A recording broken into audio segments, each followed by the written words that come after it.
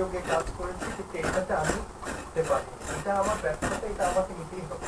এখন আমি জীবনে যদি কখনো সুযোগ পাই, আমি আবার চেষ্টা করবো। আমাদের জানে তাদের ভালোবাসা আমি হারিয়ে ফেলেছি, সম্মান হারিয়ে ফেলেছি, আমি আবার একদিন চেষ্টা করবো।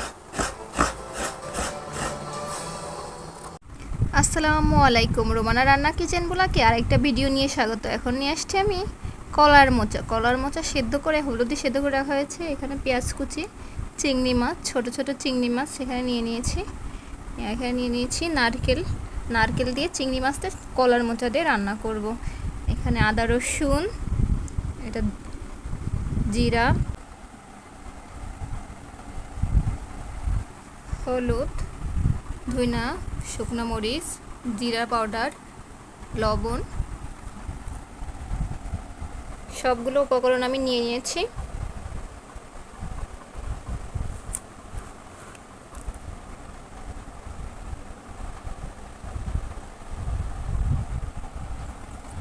চুলায় একটা ফ্রাই প্যানে তেল দিয়ে পেঁয়াজগুলো ছেড়ে ভালো করে ভেজে নিচ্ছি। তারপরে দিয়ে দিলাম চিংড়ি মাছটা হালকা লাল লাল করার পরে আমি এখানে সব শুকনো মশলাগুলো দিয়ে দিব। ধইনা, হলুদ, মরিচ, সব পরিমাণ মতো লবণ দিয়ে আমি এখানে আরেকটু ভেজে নিতে হবে। নেওয়ার পরে সামান্য পানি দিয়ে আদা, রসুন আর জিরা বাটা দিয়ে সামান্য পানি দিয়ে কষিয়ে নিচ্ছি। কষিয়ে নেওয়ার পরে যখন পানিটা টেনে আসবে তখন আমি এতে নারকেল কোড়াটা দিয়ে দিব। নারকেল কোড়াটা একটু আমি হামানদিস্তা দিয়ে ছেঁচে নিব, যাতে নারকেলটা আস্তে আস্তে না থাকে, এটা যাতে মশলার সাথে ভালো করে মিশে যায়। তারপর আমি এটা ভালো করে পানিটা নিয়ে পানিটা শুকিয়ে যাচ্ছে। এখন আমি সেদ্ধ করা কলার মোচাটা এর ভিতরে দিয়ে দিব। কলার মোচাটা ভালো করে সব মশলার সাথে নেড়ে চেড়ে নিতে হবে, যাতে মশলাগুলো সব মোচার ভিতরে যায়। আমি মোচাটা যখন সেদ্ধ করছি তখন পরিমাণ মতো হলুদ দিয়ে একটু সেদ্ধ করছিলাম, যাতে কালো কালো ভাব না থাকে। এই জন্য আমি এখন পরিমাণে হলুদ কম দিয়েছি।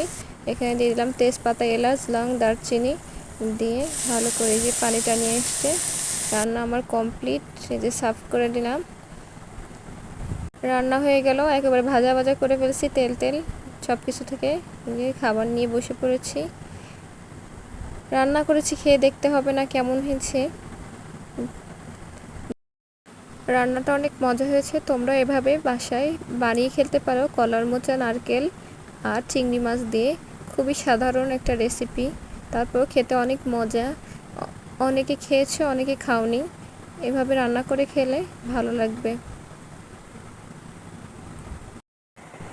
সবাই আমার ভিডিওটায় লাইক দিবা, কমেন্ট করবা। কমেন্ট করলে আমি বুঝতে পারবো আমার রান্না কেমন হয়েছে। তোমরা এভাবে বাসায় রান্না করে খাবা, কেমন লাগে টেস্ট করবা। সবাইকে ধন্যবাদ। আল্লাহ হাফেজ।